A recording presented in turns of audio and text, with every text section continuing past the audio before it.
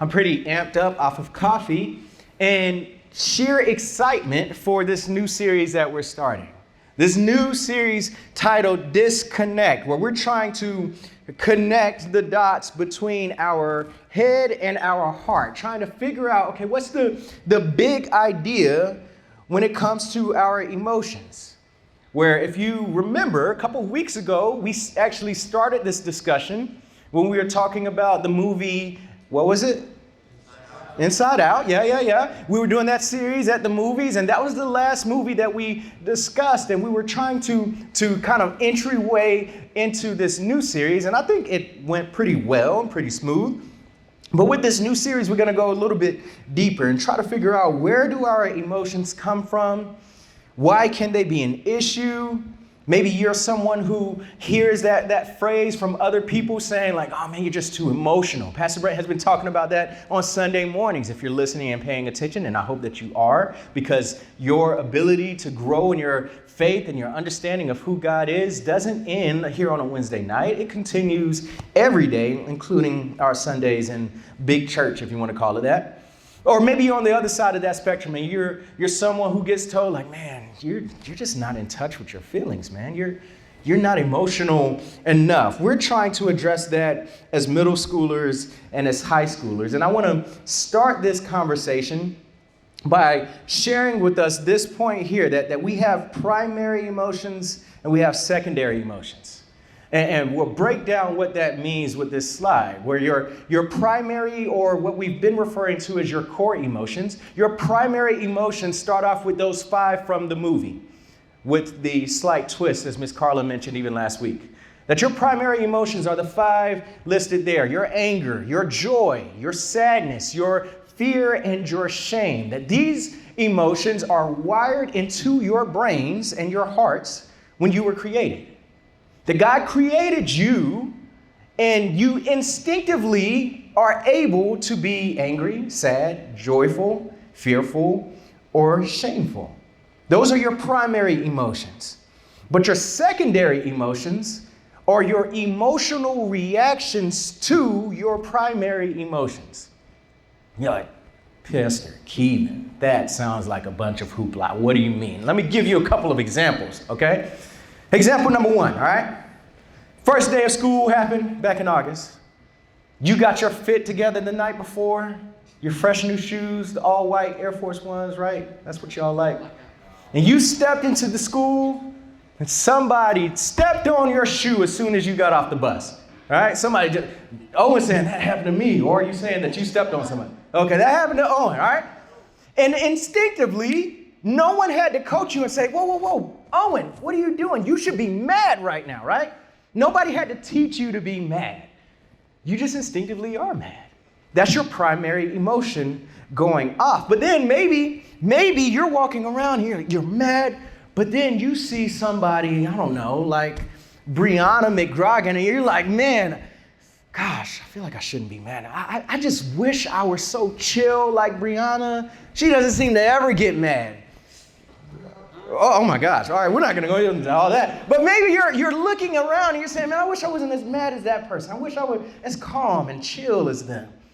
So your secondary emotion, your reaction to your anger now is jealousy, because you're looking around seeing other people saying, man, I feel like I should be more like him, or I should be more like her. You're having a secondary reaction to your primary emotion of anger. Here's another example, right? I remember when I was in middle and high school that occasionally I had these teachers who, if we just took a quiz or a test, before they handed back our grades, they would share with the entire class, like, all right, guys, last week's test, I finally finished the grades. And the grades ranged from a 45 to 100.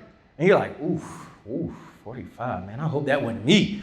And then you get that test back, and you're like, oh, I got the 100. And you're doing like your victory dance in your head, and you're feeling joyful. You're happy. You are excited and glad that you got a great grade.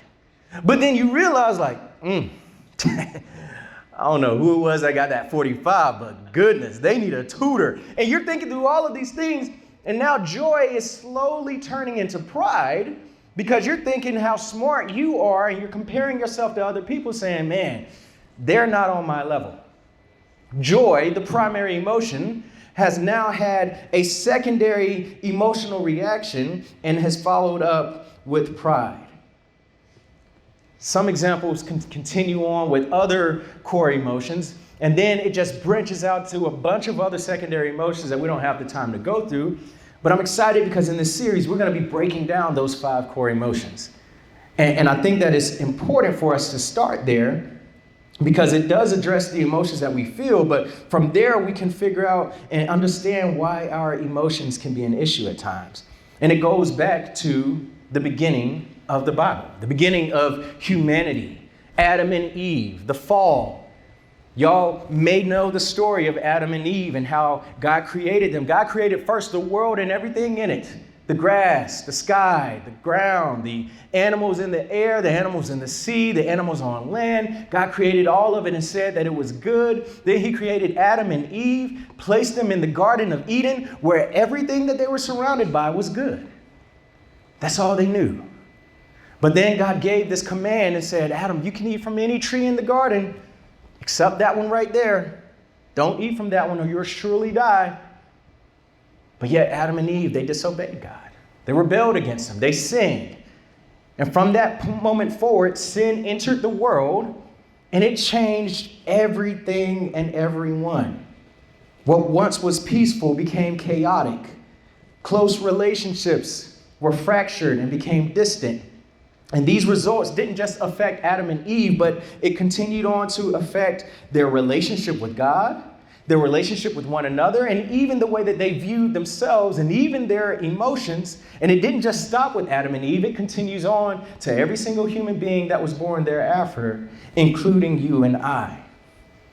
So what I'm saying is that we were created with emotions, just like Adam and Eve were. We were created with emotions. But Adam and Eve's sin messed up everything, including our ability to manage our emotions. That's where we are today.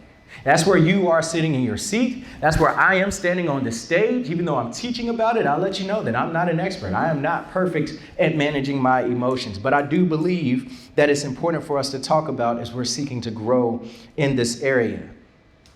Because if everyone is struggling with how to deal with their emotions, today we're going to talk about anger, and throughout the series we'll go through the rest of the emotions. But starting with anger, we got to realize that anger looks different person to person. That for you, what makes you angry might not make the person sitting next to you angry. Or the way that you respond to your anger might be different. And so on and so forth. I'll give you another example, right? For me, something that makes me very angry, very, very, very angry, might actually entertain you. And it makes me so angry. Here's proof. I was hoping that I could find this video so I could put it on the screen, but I couldn't because on my TikTok, I have tried my hardest to eliminate it from my algorithm. And therefore, I actually have to demonstrate what I'm talking about. Do y'all know that TikTok trend where someone would pull out their phone in like a grocery store and hand it to a random stranger and say, hey, can you take this video so I can send it to my grandma? And they're like, yeah, sure, of course. And then they just back up and go, okay, you ready? I hate that video. I absolutely hate it. Don't do it. I hate that video. And again, I've tried to wipe it from my algorithm. I don't want to see it anymore. But y'all may laugh at it, but it makes me angry. And as lighthearted and silly as that sounds, again, if I could, I would wipe it from the internet. But it goes deeper than that.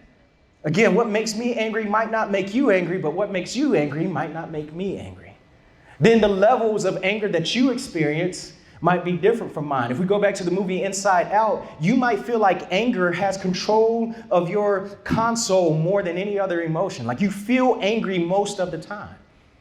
And then how you respond to that anger might be different from me or the person you sit next to. Maybe you tend to punch holes in walls, or maybe the person next to you might tend to yell, and the person next to them might tend to curse, or the person next to them might tend to ignore their anger. It all differs, but we all face anger and feel the emotion, and we all have the same temptation and tendency to let our emotions, including our anger, control how we respond. couple weeks ago, we looked at this passage, and I actually want to revisit it because I think it's relative to our start of this series, but then particularly our discussion on anger. It was Genesis chapter 4, verses 1 through 8. I'll read it quickly. It says, "The man Adam knew his wife Eve intimately. She became pregnant and gave birth to Cain and said, 'I have given life to a man with the Lord's help.' She gave birth a second time to Cain's brother Abel. Abel cared for the flocks, and Cain farmed the fertile land. Sometime later, Cain presented an offering to the Lord from the land's crops, while Abel presented his flock's oldest offspring with their fat." Translation, Abel gave animals as an offering, and he gave the oldest, the best animal for his offering, while Cain gave some of his land crops as an offering to God, but it wasn't necessarily his best. So the Lord looked favorably on Abel and his sacrifice, but didn't look favorably on Cain and his sacrifice. Cain became very angry and looked resentful. Somebody say angry and resentful. The Lord said to Cain, "Why are you angry, and why do you look so resentful? If you do the right thing, won't you be accepted? But if you don't do the right thing, sin will be waiting at the door ready to strike. It will entice you, but you must rule over it." Cain then said to his brother Abel, "Let's go out to the field." When they were in the field, Cain attacked his brother Abel and killed him. We'll unpack this in a little bit, but as Christians, we are told that the greatest commandments, Jesus expressed that the greatest commandments are to what? To love God and to love your neighbor. But Jesus explained that it's not just love God as a emotion or to think that you love God, but the Bible actually gives us the standard for which we are to love God. It says, hey, don't define love by what the rest of the world says. The Bible tells us, hey, you are to love God with all your heart, all your soul, and with all your mind. And these three places are actually where our emotions live. They're where our emotions and our feelings come from. They are where our thoughts come from and our desires. And so what Jesus in the Bible is saying, hey, don't just claim to love God because you do good things, because you prayed this morning and you say, yeah, I love God. I prayed. See, God, don't you see I love you? I prayed. God, I read my Bible this morning. Don't you see I love you? No, it says love God with all your heart, soul, and mind. Love God with all your desires. Love God with all your emotions. Love God with all your feelings. Love God with all your thoughts. Because what you do is going to flow from all of those areas. You're going to do what you desire to do. You're going to do what you think is right. You're going to do what you feel. And Jesus in the Bible is saying, if you love God with the areas of your heart, then what you do is going to flow from that love. And therefore, you will obey God. And you're not going to be perfect at it. We never will be. But that is God's desire for us. But sin makes that difficult for us because of Adam and Eve's sin in the beginning. And that's what we see in the life of Cain. That Cain, in his anger, acted on his anger. If I asked you to define anger, what would you say? It's like a fire inside me. I don't know why I sounded like a pirate right there, but man, it's just like the rage. And whatever you use to define it, I couldn't actually put it to words myself, so I Googled it, and I came across this definition. It's a strong feeling of displeasure and aggression created by a wrong. A strong feeling of displeasure and aggression created by a wrong. That actually doesn't sound bad because anger itself is not bad. Anger is simply an emotion that you were created with, but what makes it bad or good is the way that you respond to that emotion. So, for example, if I take Mariah and Imani, if y'all don't know, those are my little daughters. Mariah is 3 years old and Imani is 1. If I take them to Evans Town Center Park and they're excited, they're going down the slides, and then this, little 5-year-old comes around and pushes Mariah out of the way and says, hey, no, it's my turn. I'm going to go first. You're taking too long. I'm going to feel angry. There is a wrong that happened. A kid pushed my daughter down. I'm going to feel angry. That was wrong of that kid to do. Now, I'm going to not feel as angry because I realize that, hey, this is a 5-year-old kid. This kid needs to learn patience. But could you imagine how I would feel if Mariah was pushed down not by a 5-year-old, but by a 55-year-old man? First of all, it's obnoxious that you're running around in this park. You probably need to go somewhere and be escorted by the police. But then also the fact that you just pushed my daughter, I'm going to be even more angry because the same wrong occurred. But now it's even more intense because I know that my job and my responsibility as a father is to protect my daughter. So I'm going to be angry. I'm going to feel a strong feeling of displeasure and aggression created by the fact that this grown man pushed my daughter down. But even though that is true, and even though that is fine, because it means that my emotion, my anger, remember a couple weeks ago we said emotions are good indicators. My anger is indicating that something wrong happened and that I need to be prepared to protect my daughter. I need to be prepared to be defensive if I need to. My anger is not bad or wrong in this situation. It's actually right and helping me. But at the same time, my anger doesn't give me the right to go and take this man's life like Cain did. I can't just say, you push my daughter, life's over for you. Come here, finish him, all the things. I can't do that. I can choose to do that. That is my choice, but it is not the right way for me to manage my anger. What we see in the story of Cain is that he felt that strong feeling of displeasure and aggression because he felt like Abel was being treated better than he was. Cain was angry, and maybe his parents, Adam and Eve, didn't teach him how to deal with his anger. And so we see how it played out. He murdered his brother. Now, I wanted to go back to that verse because I think that it shows the Old Testament. It shows the book of Genesis. That's where that's found. It's the beginning of your Bible. It's the beginning of humanity, the beginning of history. It's thousands of years ago. And I think that we have a tendency to look at this Bible, especially stuff that was written a long time ago like that in the beginning, and we can say, no, that's thousands of years old. What does that have to do with us today? It's 2022, man. Got to get with the times. And so I want to challenge us, actually, to observe our society. That if we look at this scripture with the humility, the humble mind that says, God, this isn't just some random words on a page, but this is your Bible. And we ask God, hey, what does this have to say about society today? What does this have to say about my life today? And we actually pay attention to what's going on around us. I think we'll see that it's actually very relevant. That on a big scale, you can see the war with Russia and the Ukraine, that it's relevant. And I'm not trying to oversimplify it and say, yeah, it's just some angry people. It's a lot more complex than that. But emotions are involved. That war makes people angry. That even if we narrow our scope and say, well, let's not go on an international scale. Let's look here in America. And even more narrow, let's look here in Georgia. Let's look even more narrow and say, what's going on in our city? I've been coming across these news articles, and I wanted to show them to you guys. I don't mean to make you afraid. Unfortunately, this is a reality that is currently happening within your schools. But I came across these news articles, and I screenshotted them because it's 2022. I don't read a newspaper. But check these headlines. This was 18 hours ago, all right? So yesterday, this headline came out. Rumors of threats send parents into panic at 4 Augusta schools.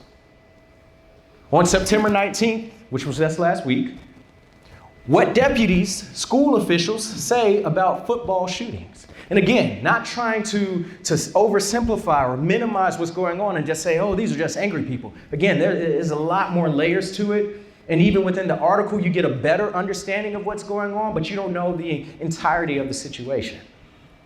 But I do believe that at the core, that because these are humans involved, humans who feel emotions, that surely emotions were involved in all of these actions and incidents. And before you can say, well, hey, that's Richmond County. Yeah, shouldn't be think that way anyway. We'll go to the next slide. ARC student caught with a 9mm handgun on September 15th. On August 31st, another threat leads to action against Columbia County student. They're clearly saying that it was Greenbrier Middle School, but because the headline is saying another threat, that lets us know that that wasn't the first one. And that at Greenbrier Middle School, and Lakeside Middle School, and Evans Middle School, and Greenbrier High School, and Grovetown, that there have been incidents all this school year involving students bringing weapons to school, whether it's a knife or a gun, or something intent to harm either themselves or someone else. It hits close to home because, again, not trying to oversimplify it, it's very complex of what these students are going through and their peers are going through, but it's not just them on the screen. This is happening in our city. This is happening at your schools. This is happening within your friends. That people are struggling to manage their emotions, struggling to manage their anger, so they say, you know what feels right in this moment? I'm gonna hurt somebody. That's what Cain did. Right here, thousands of years ago. Sure, he didn't have a gun, but he used what he had to act on his anger in the same way that you and I do today, the same way that your friends are struggling with today. And again, as a core emotion, no one teaches you to be angry. My youngest daughter, who's 1 year old, she'll be 2 in December, Imani, I think I could honestly say, has been angry since birth. All babies are. That's why they cry when they're hungry. They get cranky, they're angry.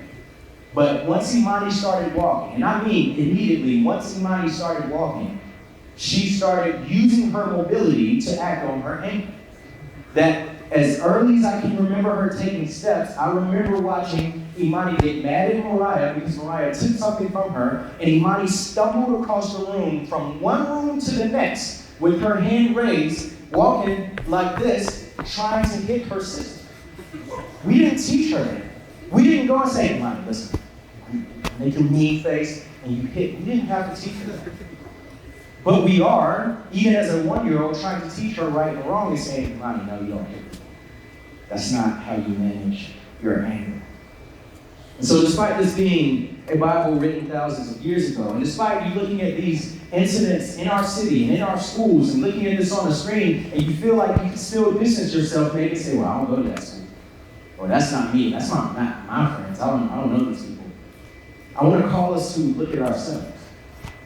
That if we examine ourselves and ask ourselves, well, what makes me angry?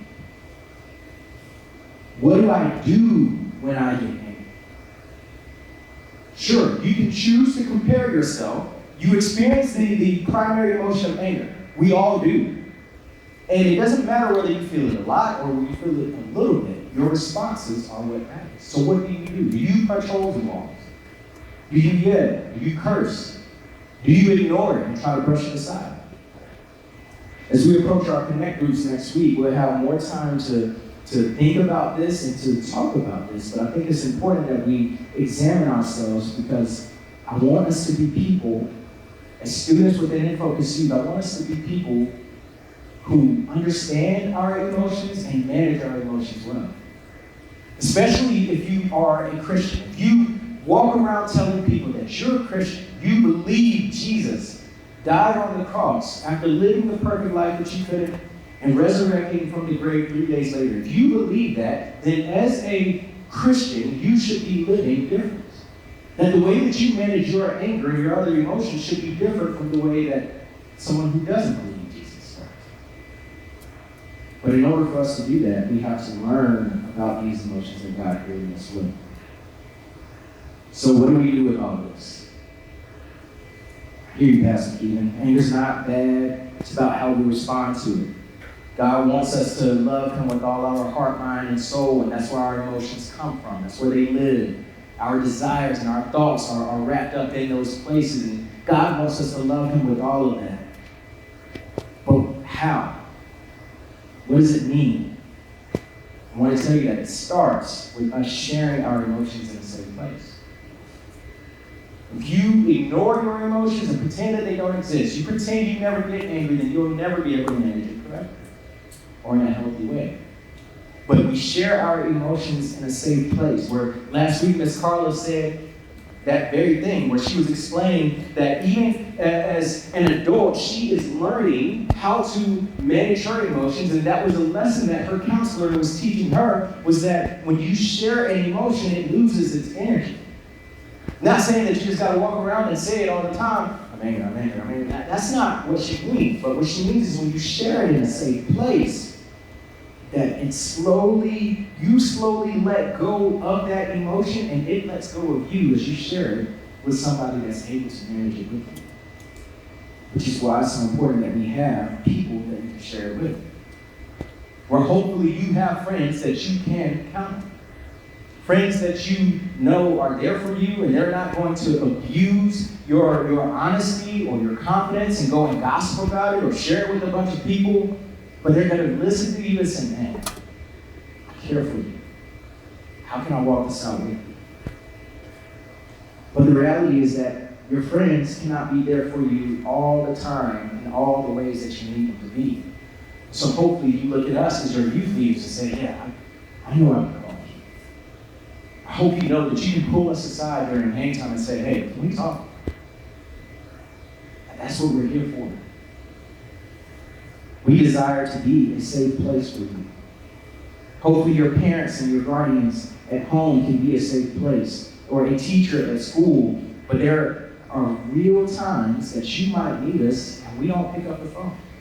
Not because we're ignoring you, or because we don't care about you, or because we don't want to talk to you, but because we're asleep, or we're at work, or our battery ran, or we don't have reception. We can't talk to you and help you through that moment. And then what do?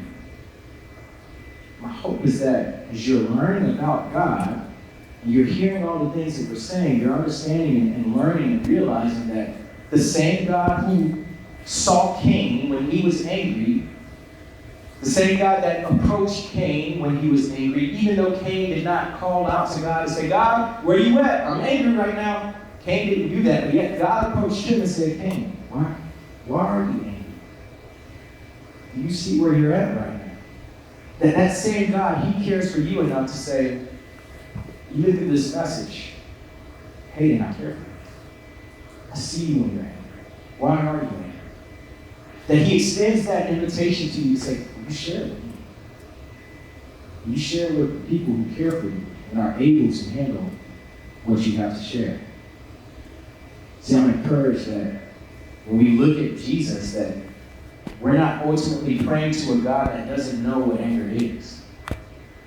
That the Bible actually is relevant for us here today and gives us example after example of Jesus being angry.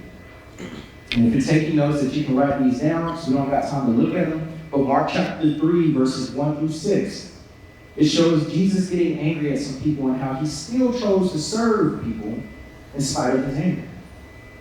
That's Mark 3, verses 1 through 6. But in Mark 10, verses 13 through 16, we see Jesus getting angry at his own disciples, the people that he was invited to follow him and to learn from him, that he got angry at them, but continued to love them.